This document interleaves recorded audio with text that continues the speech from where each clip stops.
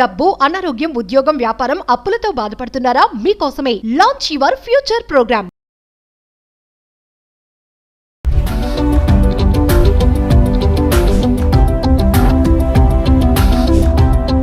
Hi hello నమస్తే, welcome back to Suman TV. ప్రస్తుతం మనతో పాటు ఉన్నారు డాక్టర్ గిరిజ గారు, anaesthesiologist, fitness and health coach. మేడంతో మాట్లాడదాం. నమస్తే మ్యామ్. నమస్తే నవీన.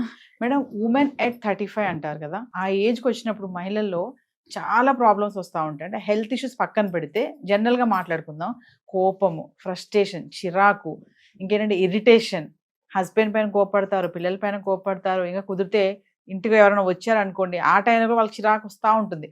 అంటే ఆ ఏజ్ ప్రభావం అనుకోవాలా, ఆ టైంలో వాళ్ళకి మెంటలీ స్ట్రాంగ్గా ఉండాలి అని అంటే మీ దగ్గర నుంచి కొంచెం టిప్స్ ఏమైనా ఉన్నాయా? అయితే ఉమెన్ ఎప్పుడైతే ఈ 30-35 అరౌండ్ స్టార్ట్ అయిన తర్వాత ఏమవుతుందంటే హార్మోన్స్ ప్రాబ్లమ్స్ మొదలవుతాయి. ఇంతకుముందు మన పెద్దవాళ్ళు ఉన్నప్పుడు 40-45, ఆ ఏజ్ 50 ఉండేది.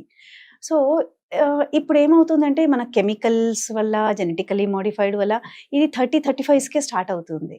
హార్మోన్స్ అన్నీ అటు ఇటుగా తగ్గేటప్పుడు ఏమవుతున్నాయంటే మూడ్ స్వింగ్స్ అవ్వడము, అంటే అనుకుంటూ ఉన్నారు ఇలాగే తను అని ఇంట్లో ఫ్యామిలీ సపోర్ట్ కూడా రాదు. చిరాకు పడడము, చిన్న చిన్న దానికి ఏడవడము, అండ్ ఏమీ లేని దాన్ని తీసుకొని రద్దాంతం చేయడము, ఇది బాగా పెద్దగా సాగదీయడం, పెద్దగా సాగదీయడము, తనదే సాధించాలనడము, లేక కొన్ని చోట్ల డిసిషన్ తీసుకోలేకపోవడము, నిద్ర సరిగ్గా పట్టకపోవడము, చెమటలు రావడము, కాన్ఫిడెన్స్ లెవెల్స్ తగ్గిపోవడము, ఇలా ఎన్నెన్నో ప్రాబ్లమ్స్ ఉమెన్ సఫర్ అవుతూ ఉంటారు. ఆఫీస్లో కాన్ఫిడెన్స్ లెవెల్స్ తగ్గిపోతూ ఉన్నాయి. అక్కడ ఈ టైంలో ఏంటి అంటే తను తెలుసుకోవాల్సింది ఏంటంటే అది హార్మోన్స్ వల్ల అలా అవుతూ ఉందని. నేను ఇంతకుముందు ఇలా లేను, ఇప్పుడు ఎందుకు ఇలా అవుతుంది? కేవలం పీరియడ్స్ కంటే ముందు వచ్చేటప్పుడు జస్ట్ కడుపు నొప్పి రావడము, కాస్తంత మూడ్ స్వింగ్స్ రావడము, లేక డిప్రెషన్ ఉండడము, అలా ఉండేది. కానీ ఇప్పుడు రోజంతా నెలసరి ఇదే ఉందన్నమాట. ఇంట్లో వాళ్ళు అబ్బా మీ అమ్మ ఇంతే అని పిల్లలకి చెప్పి విసుక్కుంటా ఉంటావు, చిరాగ్గా ఉంటావు, ఎందుకు అలా అవుతున్నావు, ఎందుకు ఇలా తయారయ్యావు అని చెప్పి హస్బెండ్ కూడా తన పైన మాటలు అంటానే ఉంటారు. తను కూడా అర్థం చేసుకోవాలి కదా మేడం, అంటే తన ఏజ్ ఇప్పుడు ఇలా ఉంది, సో మూడ్ స్వింగ్స్ ఉంటాయి, తన హార్మోన్స్ ప్రభావం అనేసి తను కూడా పట్టించుకోవాలి. అంటే కొంతమంది ఉన్నారు అలాంటి వాళ్ళు.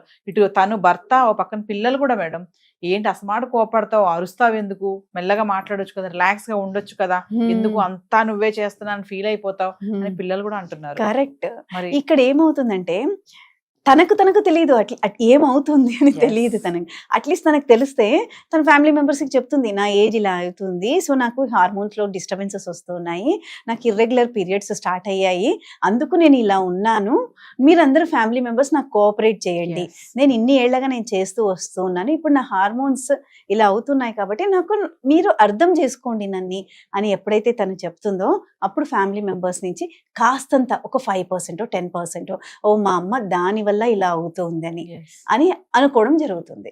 అయితే ఈ టైంలో తను ఏం చేయాలి అంటే ఇన్ని రోజులు ఫ్యామిలీ కోసము, పిల్లల కోసము, భర్త కోసం, పని కోసం ఇలా అందరినీ ప్రయారిటీ చేసుకుంటూ వచ్చింది.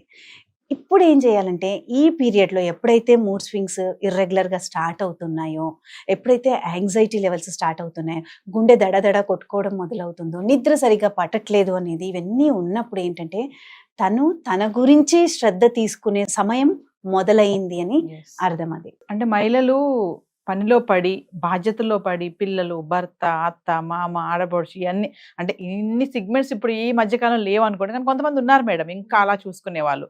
అంటే అందులో పడిపోయి మన పైన మనము ఇంట్రెస్ట్ పెట్టట్లేదని అనొచ్చు అంటారా?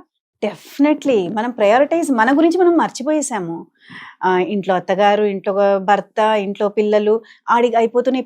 ఇప్పుడు పనికి కూడా వెళ్తున్నాం కదా మనము, మొదలైపోయింది. అందరూ వర్కింగ్ ఉమెన్సే, ఆల్మోస్ట్ 90% వర్కింగ్ ఉమెన్, 10% ఇంట్లో ఉంటున్నారు. ఇంట్లో ఉన్నా కూడా వాళ్ళు వేరే బాధ్యతలు తీసుకుంటూ ఉన్నారు. సో ఇలా ఉన్నప్పుడు ఏమవుతుందంటే వర్క్ ప్రెషర్స్ స్టార్ట్ అవుతున్నాయి, ఇంట్లో ప్రెషర్స్ స్టార్ట్ అవుతున్నాయి, అందరి నీడ్స్ సాటిస్ఫై చేయడంలో తన్ని తాను మర్చిపోతుంది. అక్కడ స్టార్ట్ అవుతుంది ఇష్యూస్ అన్నమాట, ఈ హార్మోనల్ ఇష్యూస్. సో మెంటల్లీ మరి వర్కింగ్ ఉమెనే కానీ, ఇంట్లో ఉండే లేడీసే కానీ స్ట్రాంగ్గా ఉండాలంటే మేడం, మరి ఈరోజు మీరు చెప్పే టిప్స్ ఏంటి? మా మహిళలందరూ వెయిట్ చేస్తున్నారు, మేడం ఏం టిప్స్ చెప్తారనేసి. అంటే మేము స్ట్రాంగ్గా ఉండాలి, ఫిట్గా ఉండాలి, సో ఫిట్నెస్కి టైం ఎలాగా ఉండదు అనుకున్నది పక్కన పడేద్దాము, సో స్ట్రాంగ్ గా ఉండాలి మెంటల్లీ, అంటే ఇటు హస్బెండ్ నుంచి ఇటు పిల్లల నుంచి కూడా. ఒక్కొక్కసారి బాధ అనిపిస్తుంది మేడం, అబ్బా నన్ను అర్థం చేసుకోవట్లేదు, నన్ను ఎందుకు వీళ్ళు ఇంతకాలం నేను చేసి పెట్టాను కదా, ఇప్పుడు ఇలా ఎందుకు బిహేవ్ చేస్తున్నానని, వీళ్ళు ఎందుకు థింక్ చెయ్యరు మా గురించి అనేది ప్రతి మహిళ మైండ్ లో ఇది ఉంటుంది ఖచ్చితంగా. నన్ను వీళ్ళు చక్కగా పక్కన కూర్చోబెట్టుకొని ఏమైంది, ఎందుకు ఇలా ఉంటున్నావు, ఎందుకు కోపం వస్తుంది నీకు, చేయలేకపోతున్నావా అని అడిగితే ఎంత బాగుంటుంది మేడం.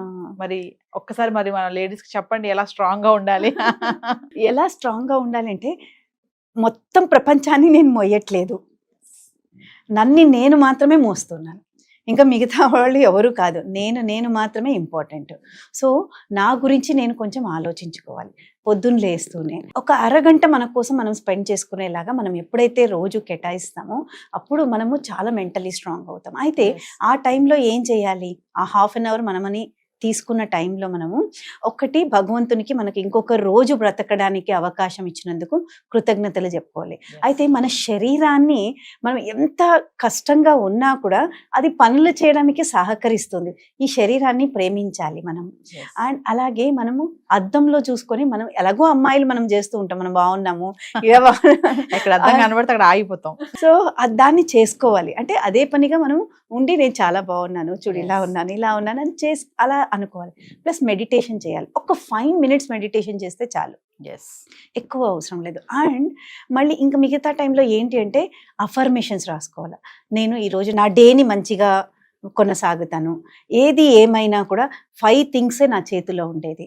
నేను ఎవరితో ఎదుటి మనిషి ఎటు మాట్లాడినా నేను మాట్లాడేది మాత్రమే నా చేతిలో ఉండేది. సో నా మాటలు, నా థాట్స్, నా ఫీలింగ్స్, నేను చేస్తూ ఉండే పనులు, ఇవి మాత్రమే నా చేతిలో ఉన్నాయి.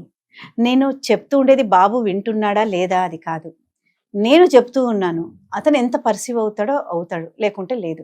అతన్ని నేనేమైతే చేయాలనుకున్నాను అతని పైన రుద్దడం కానీ అలా చేయకూడదు. సో ఈ 5 things నాతో ఉన్నాయి అని అనుకొని దాన్ని మాత్రమే స్ట్రాంగ్ చేసుకుంటూ వెళితే, అంటే ఎదుటి మనిషితో మనం మాట్లాడే విధానము, మన ఫీలింగ్స్ ఎదుటి మనిషితో ఉండడం, మన థాట్స్, మన వర్డ్స్, మన యాక్షన్స్, ఇవన్నీ మాత్రమే మన చేతిలో ఉంటాయి అన్నమాట. ఇప్పుడు వెళుతూ ఉంటాము, ట్రాఫిక్ జామ్ అయింది అంటే వీళ్ళు అడ్డం వచ్చారు, ఇవన్నీ మళ్ళీ your thoughts are disturbing. Okay, it is time to relax here, relax అవుదాం. సో ఏ పనులు ఉన్నాయి నాకు నెక్స్ట్, దీన్ని ప్లాన్ చేసుకుందాం.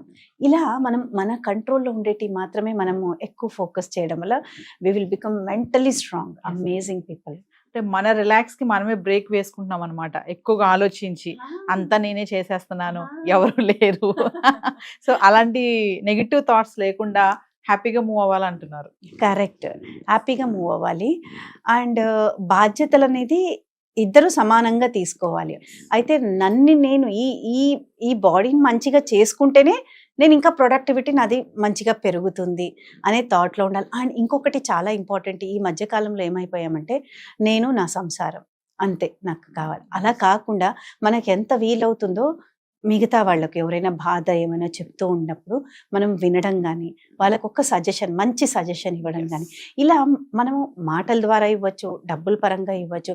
ఇంకొకరిని మనం ఎప్పుడైతే ఆదుకోవాలి అని అనుకునే థాట్లో ఉంటామో మన మనసు కూడా చాలా ప్రశాంతంగా ఉంటుంది. థ్యాంక్ యూ గిరిజ గారు. మరి మా మహిళలు అనవసరంగా మేము బాధపడిపోయి అంతా మేమే భారం అంతా మేమే మోసేస్తున్నాం అని ఫీల్ అయిపోతారు కొంతమంది. సో అంత అలా వెళ్లకుండా కొంచెం రిలాక్సేషన్గా ఆలోచిస్తే హ్యాపీగా ఉండొచ్చు. Thank you madam. Thank you so much.